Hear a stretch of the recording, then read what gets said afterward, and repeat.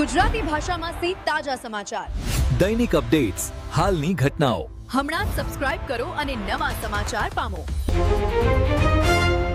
વજેગઢમાં પૂર્વ ધારાસભ્ય ગુલાબસિંહ રાજપૂતે કર્યું મતદાન. થરાદ તાલુકાના વજેગઢ ગામે સ્થાનિક સ્વરાજ્યની ચૂંટણી દરમિયાન પૂર્વ ધારાસભ્ય ગુલાબસિંહ રાજપૂતે પોતાના મતાધિકારનો ઉપયોગ કરી મતદાન કર્યું છે. તેઓ આજે વહેલી સવારમાં મતદાન મથકે પહોંચ્યા અને નિયમિત પ્રક્રિયા મુજબ શાંતિપૂર્ણ રીતે પોતાનો મત આપ્યો.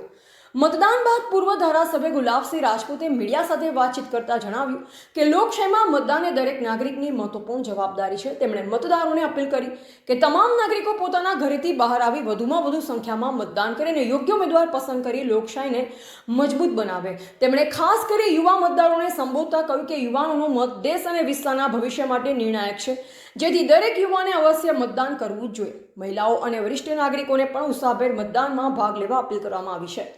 વજેગઢ ગામ સહિત સમગ્ર થરાદ વિસ્તારમાં મતદાનને લઈ ઉત્સાહભર્યો માહોલ જોવા મળ્યો. ચૂંટણી તંત્ર દ્વારા શાંતિપૂર્ણ અને નિષ્પક્ષ મતદાન માટે પૂરતી સુરક્ષા વ્યવસ્થા ગોઠવવામાં આવી છે. એવા રણાભાઈ પારેગી, વાવ, થરાદ. મતદાન કર્યું છે, શું કહેશો? આજે સમગ્ર ગુજરાતમાં સ્થાનિક સ્વરાજની ચૂંટણી યોજાયેલી છે. લોકશાહીના પર્વમાં આજે એક કિંમતી પવિત્ર વોટ આપ્યું છે. લોકશાહીમાં જે રીતે છેલ્લા ઘણા વર્ષોથી લોકોના પડતા પ્રશ્ન છે, આ વિસ્તારના વાવ થરાદના લોકોના પડતા પ્રશ્ન છે, એનો ઉકેલ માટે કરીને અને પરિવર્તન માટે કરીને આજે વજેગઢ ખાતે મુકામે મતદાન કર્યું છે. સમગ્ર ગુજરાતમાં છેલ્લા 8 વર્ષથી આપણે વાવ થરાદ બનાસકાંઠામાં ચૂંટણી યોજાઈ નથી, ત્યારે યોજાયેલી છે.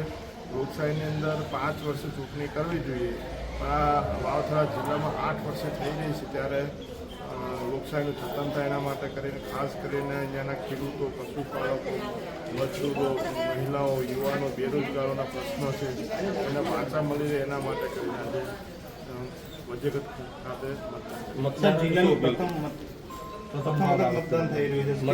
કહેવા માંગુ? મતદારોને હું એક વિનંતી કરું છું, લોકશાહીમાં આપણને આપણા અધિકારો માટે કરીને મતદાનનો અધિકાર જ્યારે મળ્યો હોય ત્યારે 100% મતદાન કરો. આજે લગ્નની સિઝન ખૂબ છે, ત્યારે જ્યાં સમય મળે ત્યાં તરત મતદાન કરવા અચૂક જાય.